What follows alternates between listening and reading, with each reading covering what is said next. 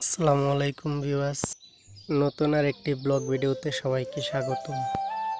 ধান কাটতে এসে নতুন এক অভিজ্ঞতার সম্মুখীন হলাম।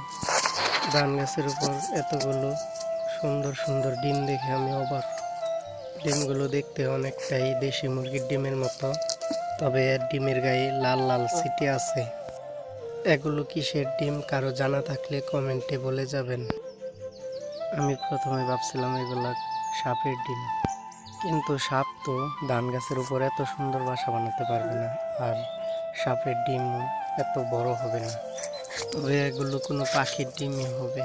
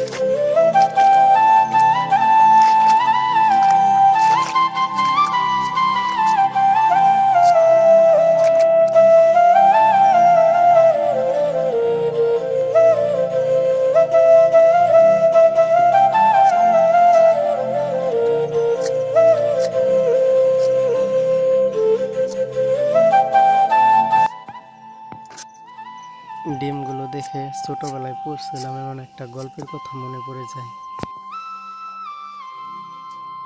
কৃষক ও একটি পাখির গল্প। গল্পে যেখানে একটি পাখি এক কৃষকের ধান জমিতে ডিম পেড়ে বাচ্চা ফোটায়।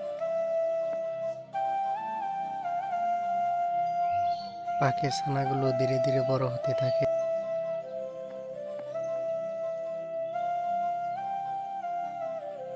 পাখিটি তার ছানাদের জন্য খাবারের খোঁজে গেলে কৃষকও তার ধান জমি দেখতে আসে। মা পাখিটি বাসায় ফিরলে ছানাগুলো মা পাখিটির কাছে কৃষক আসার কথা বলে, যে পরের দিন কৃষক ধান কেটে ফেলবে। এই কথা শুনে মা পাখিটি তার ছানাদের নিয়ে উড়ে চলে যায়।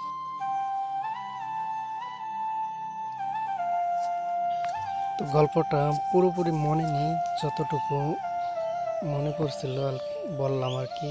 যদি ভুল হয়ে থাকে তো ক্ষমা সুন্দর দৃষ্টিতে দেখবেন।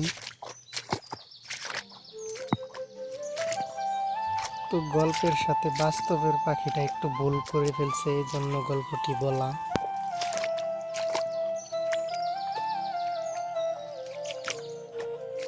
তবে পাখিটা যেখানে বাসা বানাইছে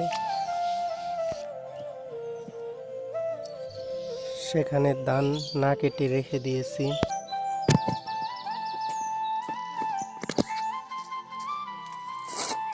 ডিম ফুটিয়ে বাচ্চা নিয়ে চলে যেতে পারে।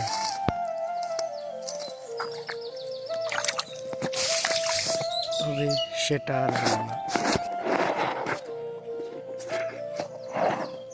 ধান কেটে নিয়ে যাওয়ার পরের দিনই প্রচণ্ড বৃষ্টি হয়, আর বৃষ্টিতে ধান গাছ সহ পাখির বাসাটিও তলিয়ে যায়।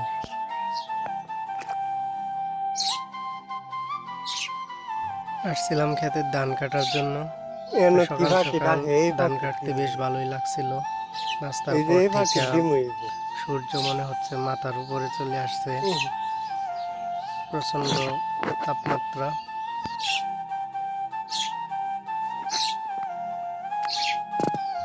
আজকের তাপমাত্রা প্রায় 38 ডিগ্রি প্লাস।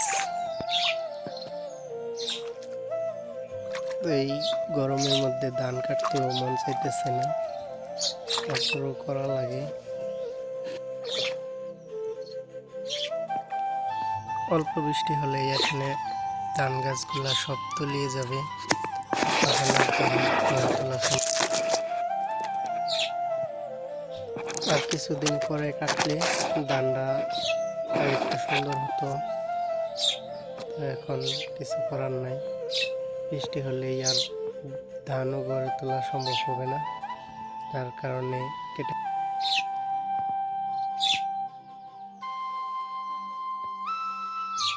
বেশ অর্ধেক ক্ষেতের ধান কাটা হয়ে গেছে, আর অল্প একটু ধান কাটা বাকি আছে। সূর্যের তাপ এত বেশি যে পানিটা পর্যন্ত গরম হয়ে আছে, তো খেতে পানি আছে,